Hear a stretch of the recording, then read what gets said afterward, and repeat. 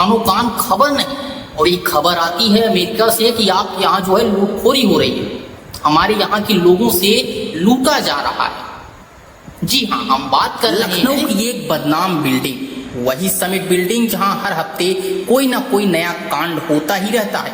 Summit building में एक और कांड हो गया, लेकिन मामला इस बार इंटरनेशनल है। इसी बिल्डिंग में बैठ कर जालसाजों ने हजारों अमेरिकियों को जो है 200 करोड़ की लूट कर ली है उनसे। अमेरिका से शिकायत आने लगी तो लखनऊ पुलिस ने ये छापेमारी करी। पुलिस की जांच में पता चला कि यहाँ पर जो है इंटरनेशनल कॉल सेंटर चलाया जा रहा था, और इंटरनेशनल कॉल सेंटर में जामताड़ा वाली दुनिया चल रही थी।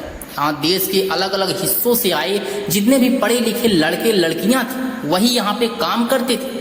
फर्राटेदार इंग्लिश वो बोल सकते थे, और फर्राटेदार इंग्लिश बोल करके विदेश में बैठे लोगों को झांसा देते थे, डराते थे, धमकाते थे। और जब लोग इनके जाल में फंसते थे तो ये मौका पाकर उनका जो है पूरा बैंक अकाउंट ही खाली कर देते थे। पुलिस की छापेमारी के दौरान ये पता चला कि जिस फ्लोर पर ये ऑफिस बनाई गई थी उसे जालसाजों ने 3 करोड़ सालाना के किराए पर लिया हुआ था। यहाँ बाकायदा जो है 119 लोगों का स्टाफ काम करता था। देश के अलग अलग क्षेत्रों से आई लड़कियां इस गिरोह में काम कर रही थी। ज्यादातर लड़कियां नॉर्थ ईस्ट से हायर करी गई थी, क्योंकि इनका इंग्लिश एक्शन जो है वो बहुत ही अच्छा होता है। हम आपको बता दें कि कंपनी में काम करने के लिए 5 राउंड का इंटरव्यू होता था। 35 से 40 हजार तक जो है इनको सैलरी भी दी जाती थी। इसके अलावा जो एम्प्लॉय जो है ठगी में कामयाब हो जाता था तो उस ठगी हुई रकम में से कुछ इंसेंटिव उस एम्प्लॉय को भी दिया जाता था। पुलिस ने फर्जी इंटरनेशनल कॉल सेंटर से 27 लड़कियों समेत 119 लोगों को हिरासत में लिया है।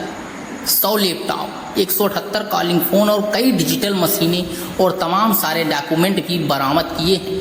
लखनऊ में बैठे ये साइबर ठग अमेरिका के लोगों को लंबी चपत कैसे लगा रहे थे, एक बार इसको भी आप समझिएगा। पुलिस जांच में असल में पता चला कि समिट बिल्डिंग में इंटरनेशनल कॉल सेंटर की आड़ में जालसाज जो है डॉलर नाम का एक ऐप ऑपरेट करते रहे थे।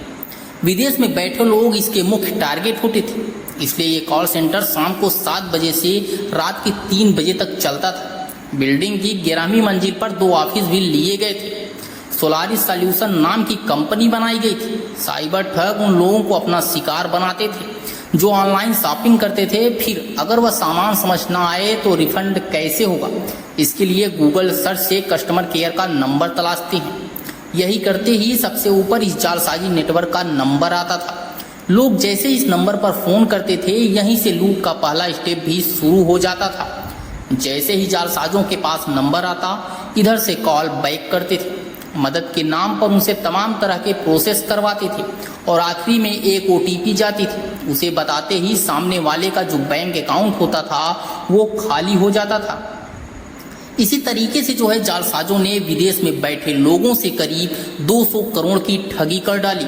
विदेशी लोगों को 3 लेयर में लूटा जा रहा था। पूरी गैंग को 3 हिस्सों में भी बांटा गया था। इसमें डॉलर टीम फ्रॉड कॉल और मैसेज करके अपने जाल में फंसाती थी। ऐसे अलग अलग पैटर्न था। फिर बैंकर टीम उनको ये डर दिखाती थी कि उनका सोशल सिक्योरिटी नंबर फ्रीज होने वाला है।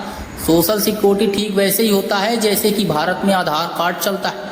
ये सुनते ही वहाँ के लोग जो होते थे वो डर जाते थे, और इसी डर का फायदा उठाकर ये टीम जो है लूट करती थी, और मुसीबत से कैसे निकल सकते हैं ये उनको बताती थी। मदद का झांसा देती थी। उनसे कहा जाता था कि आपका अकाउंट सील होने वाला है, जितनी जल्दी हो सके अपने पैसे निकलवा लीजिए।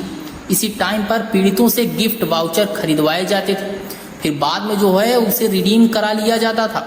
और इसी तरीके से जो है जालसाजी नेटवर्क से जुड़ा हर मेंबर महीने के 80,000 से 1 लाख रुपए तक कमा रहा था। सबसे ज़्यादा नॉर्थ ईस्ट की लड़कियां इसमें जो है रखी गई थी, क्योंकि उनका इंग्लिश एक्सीडेंट काफ़ी अच्छा होता है। इससे विदेशी लोग आसानी से झांसे में आ जाते हैं। ठगी डॉलर में होती थी, इसलिए इस रकम को कैश कराने के लिए ये गैंग जो है गिफ्ट कार्ड और क्रिप्टो करेंसी का इस्तेमाल भी करता था, ताकि कोई इन्हें आसानी से ट्रैक भी ना कर सके।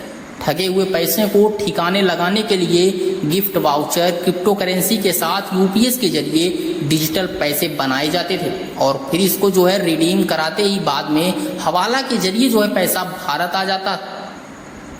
काम करने वाले जितने भी एम्प्लॉयज थे सभी को सैलरी कैश में दी जाती थी। और इस टीम में काम करने वाले हर मेंबर को ये पता था कि वह ठगी गैंग से जुड़ा है, इसलिए पुलिस ने पूरे स्टाफ को गिरफ्तार किया। 12 घंटे तक जो है सर्च ऑपरेशन चला। इसमें कई बड़े सुराग भी पुलिस के हाथ लगे और इस गिरोह का पर्दाफाश भी हुआ। इस एक्शन को लेकर के सबसे ज़्यादा जो चर्चा है वो है महिला आईपीएस किरण यादव की, क्योंकि किरण यादव कौन है उनको भी आप जानिएगा। हम आपको बता दें कि 2021 बैच की आईपीएस किरण यादव मूल रूप से सुल्तानपुर की रहने वाली है।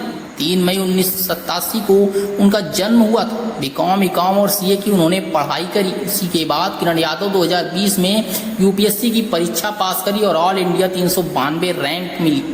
पिता शत्रुघ्न सिंह यादव चंडीगढ़ में पेशे से इंजीनियर हैं और एक भाई सूरज यादव कनाडा की कंपनी में इंजीनियर है। किरण यादव इससे पहले भी लखनऊ में एडीसीपी पद पर सेवाएं दे चुकी हैं, लेकिन इस बार साइबर गिरोह का पर्दाफाश करने के बाद उनके नाम की चर्चा सबसे ज़्यादा हो रही है। वहीं पुलिस जो है इस साइबर गिरोह की छानबीन करने के बाद शासन स्तर से गृह मंत्रालय को अब रिपोर्ट भेजी और इस रिपोर्ट को विदेश मंत्रालय भेजा जाएगा, जिसके बाद इंटरनेशनल रूल्स के अकॉर्डिंग पूरा एक्शन अब इन पर लिया जाएगा। फिलहाल इस मामले को लेकर आपकी क्या राय है? आप अपनी राय कमेंट बॉक्स में जरूर बताइएगा।